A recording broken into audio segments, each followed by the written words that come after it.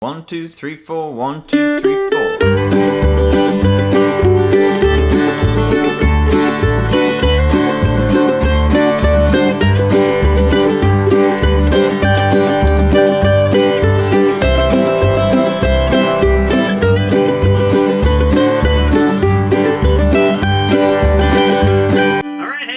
Mandolin land, Mike Heading here. Today we're going to break down a beginner arrangement to the classic song Banks of the Ohio in the key of G.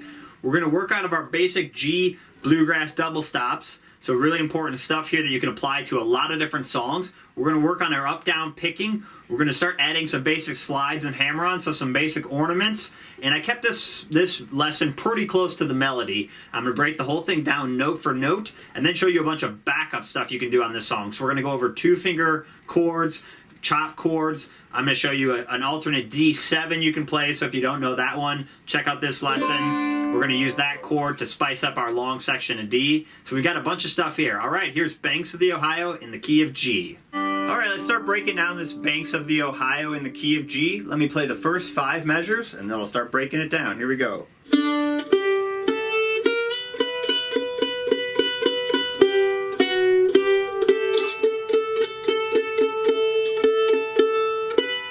Let's do that a few times.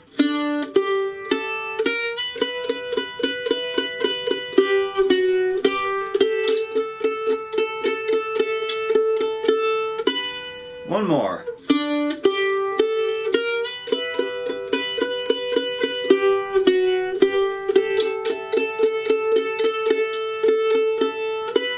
Okay, we're going to start with our pickup. On beat 2, we're going to hit the open D string. Then we're going to put our 3rd finger of our left hand, our ring finger, on the 5th fret of the D string and play that note. And then open A string.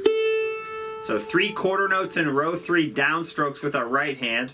So you count beat 1 if you need to. 1, 2, 3, 4.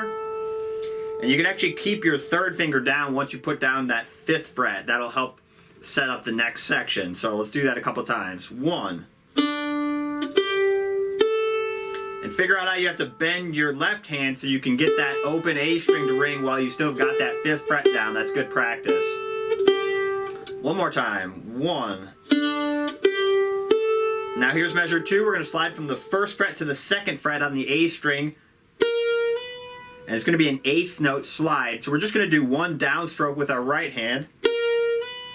And I'd practice keeping your 3rd finger down if you can. It's good practice to kind of stay in this position. It's a basic bluegrass position.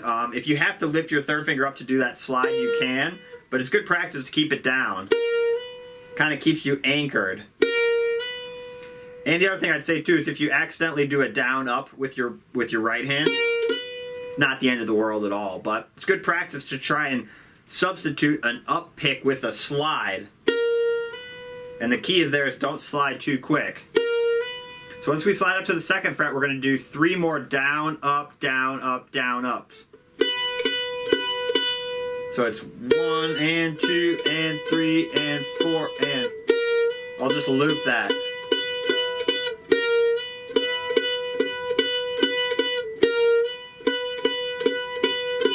Let's do 1 and 2 together. Here we go. 1.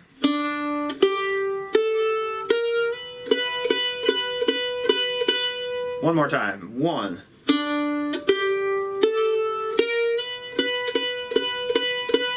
And then measure 3, do 1 more down up on that 2nd fret on the A string.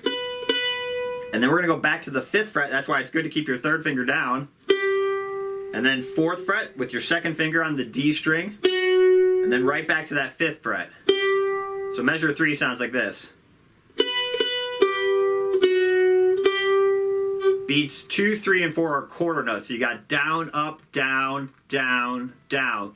Check out the pick directions below the tab. The staples are downs, the V's are ups. I'd follow those really closely on this song. Let's do 2 and 3 together.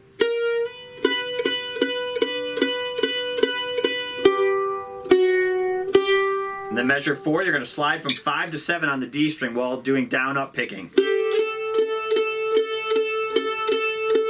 That's going into measure 5. So you just got 1 and 2 and 3 and 4 and.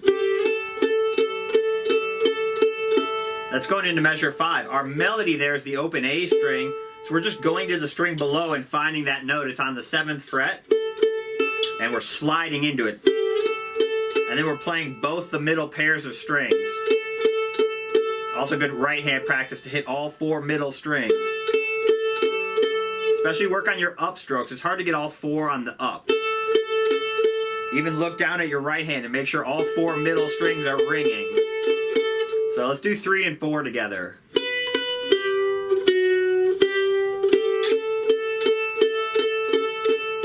And that's going into the beat 1 of measure 5. One more time.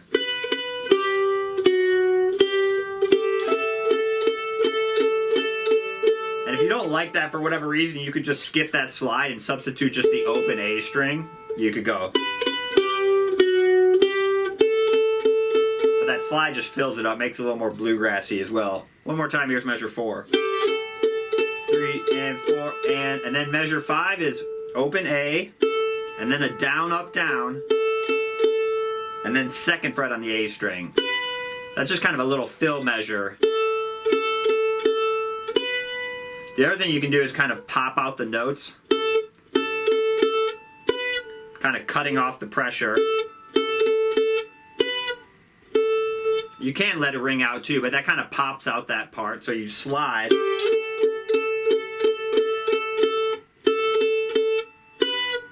So you don't have to do that, but that kind of helps that little phrase pop out. I'm just kind of muting with my left hand. And then measure 6, we're going to do a 2-3 hammer-on the A string. So same idea there. We're not doing down up. We're just doing a single down, and then rest of down up picking. So that's same as measure 2. The right hand's the same, except we're doing a hammer-on instead of a slide.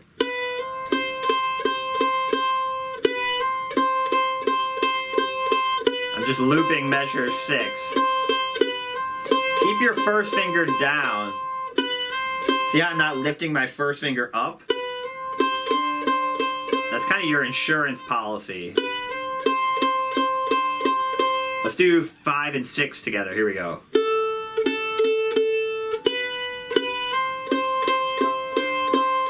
One more time.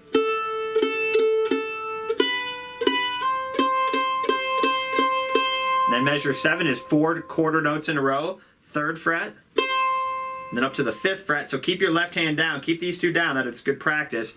Reach your 3rd finger up to the 5th fret of the A string. Play that twice. And then right back to that 3rd fret. That's why it's important to keep that down. So let's try that. So you hammer on, and then 4 downs. And then measure 8's very similar to measure 2. You're going to pivot off that 2nd finger and slide from 1 to 2 on the A string.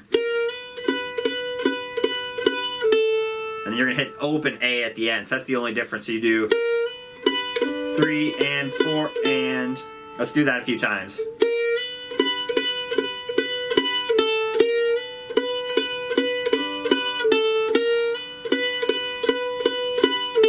Let's do 7 and 8 together. So you can see my left hand starts moving back when I hit that beat 4 of measure 7. I'm getting my slide ready there. And then we're going to go down to the 5th fret for the beginning of measure 9. Let's try that part together. Let's do 6, 7, and 8.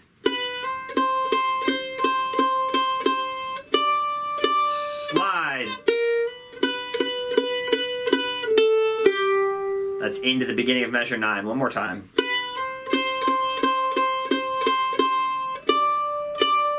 Slide.